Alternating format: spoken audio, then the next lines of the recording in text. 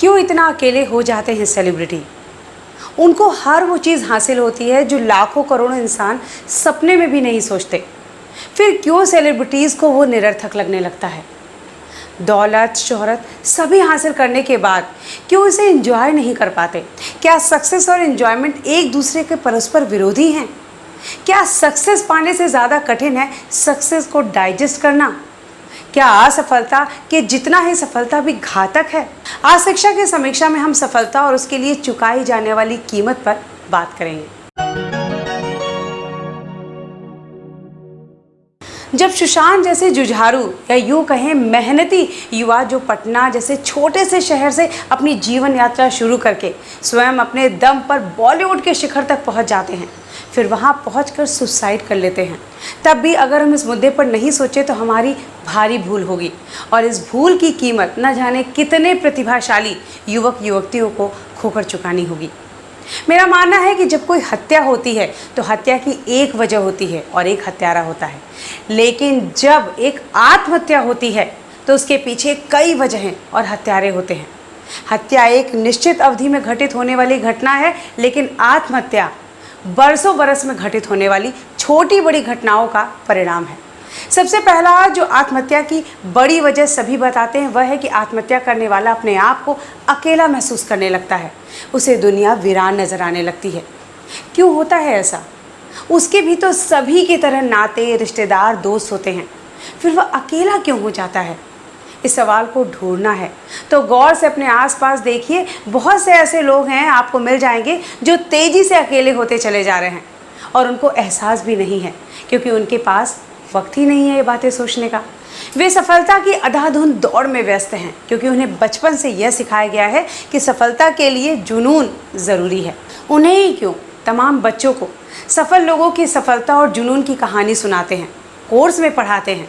अधिकांश बच्चे इस कान से सुनकर ये बातें उस कान से निकाल देते हैं और पढ़ाई के साथ साथ दादा दादी, नाना नानी, नाते रिश्तेदार, खेल तमाशों में लगे रहते हैं, जिसे हम मंद बुद्धि या आवारा मान लेते हैं। लेकिन सैकड़ों में एक बच्चा इस महत्वाकांक्षा का शिकार हो जाता है, फिर वह अपने माँ बाप के लिए खास हो जाता है और उनके प्रेस्टीज एवं ब्राइट इकोनॉमिकल फ्यूचर का उम्मीद बन जाता है। उसके पेरेंट्स अपने अन्य बच्चों को इग्नोर करके भी उस पर ज़्यादा इन्वेस्ट करने लगते हैं। नतीजा ये होता है कि माँ बाप का वह हीरो अपने भाई बहन का विलन बन जाता है। यहाँ तक कि उस खास बच्चे का एग्जाम्पल देकर नाते, रिश्ते, आस पड़ोस के बच्चों को नसीहत दी जाने लगती है। वे बच्चे भी उस खास बच्चे से चिढ़ने लगते हैं और उससे दूरी बनाने लगते हैं और जो दूरी नहीं बना पाते वो बच्चे चमचा बुलाने लगते हैं, लेकिन वह भी उस खास बच्चे के सामने असहज हो जाता है। इन सब से उबरकर वह बच्चा अपने रिश्तेदारों और समाज से दूर होने लगता है और अपने लक्ष्य को ही सब कुछ समझने लगता है। माँ बाप भी पूरा प्रयास करते हैं कि बच्चा सामाजिक, पारिवारिक फंक्शन जैसे कार्यों से दूर रहे ताकि उसका समय खराब ना हो। फिर भी कभी अगर मिस करता है तो माँ बाप, विद्यार्थी का जीवन तपस्वी का जीवन होता है, जैसे भारी भरकम बातों से उसे संतुष्ट कर देते हैं। इतनी त्याग तपस्या के बाद उसे सफलता तो मिल जाती है, लेकिन असली समस्या तो यहाँ खड़ी मिलती है। यहाँ अगर पता चलता है कि अभी तक जो रेस चल रही थी वो तो वार्म अप था, रेस तो अब शुरू हो रही है सफलता कायम रखने का और उसे बढ़ाने का। यहाँ माँ बाप भी पीछे छूट जाते हैं क्योंकि उन्होंने सफल बनाने का सपना देखा था, सबसे सफल बनने का नहीं। वो तो सफलता से संतुष्ट होकर शिथिल हो गए थे। इस रेस में सिर्फ आस-पास कॉम्पिटिटर होते हैं, वो दोस्त या हमदर्द नहीं होते क्योंकि थ्रोट कटिंग प्रतियोगिता चलती रहती है। वह ठहर कर सफलता का आनंद लेना चाहता है, वो जो चाहे वो सब कुछ उसे हासिल है, लेकिन वह वस्तु उसके लिए मायने खो चुकी होती है। जो खुशी उसे पहली साइकिल मिलने पर हुई थी वह महंगी कार में भी नहीं मिलती, क्योंकि साइकिल तो उसने अपने चिढ़े हुए ही सही लेकिन अपने दोस्तों के साथ एंजॉय किया था। उन बच्चों के बीच सीना तान कर साइकिल चलाई थी जिसके पास साइकिल तक भी नहीं थी। लेकिन यहाँ पर तो सभी के पास महंगी कार है। फिर वह अपने दोस्तों, रिश्तेदारों को ढूंढने लगता है कि गिले शिकवे भुलाकर उन्हें अपने पास बुला लेते हैं, लेकिन वो लोग अपनी छोटी दुनिया की छोटी छोटी समस्याओं में उलझे होते हैं। पैसे से उनकी समस्या वह दूर भी कर देता है, लेकिन वो दोस्त नहीं रह जाता, एहसानमंद हो जाता है। और तुम तड़ाक सुनने को प्यासा कान आप सुनकर वहाँ से भी निराश हो जाता है। तब उसे महसूस होता है कि शिखर पर पहुंचकर वह नितांत अकेला हो गया है और यह अकेलापन उसे डराने लगता है।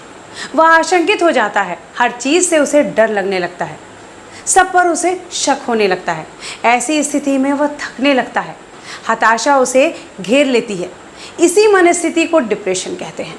ऐसे में उसे अगर कोई कॉम्पिटिटर पूरे सच्चे दिल से उसे ब्रेक लेने की सलाह देता है, थोड़ा रेस्ट करने को कहता है, तो वह उस पर भी शंका करता है कि शायद यह मुझे प्रतियोगिता से दूर रखने की सलाह दे रहा है, और वो बढ़ा हुआ हाथ भी पीछे चला जाता है। एक बार वह नहीं सोचता कि क्यों विनोद खन्ना जी करियर के चरम पर सन्यासी हो गए और ब्रेक के बाद दुगने जोश और उमंग के साथ फिर करियर की शुरुआत की थी और सफलता हासिल की थी। अमिताभ बच्चन जी ने भी ब्रेक लिया, लेकिन वो अपने आप में इतना सिमट चुका होता है कि उसे अपने सिवा कोई नज़र नहीं आता। फिर वह अपने फैंस के प्यार में खुशी ढूंढना चाहता है, जिसके प्यार के लिए वह सबका प्यार खो चुका होता है। लेकिन यह प्यार तो नकली है। फैन को उस इंसान से नहीं, उसकी इमेज से प्यार है। एक भी गलती हुई या इमेज डाउन हुआ तो बुरी तरह ट्रोल कर देते हैं। ये भी नहीं समझते कि वो भी एक इंसान है। फिर वह रोना चाहता है, लेकिन रो नहीं सकता, क्योंकि उसके लिए यह दुनिया छोटी हो चुकी है। जगह नहीं है जहां वो रो सके।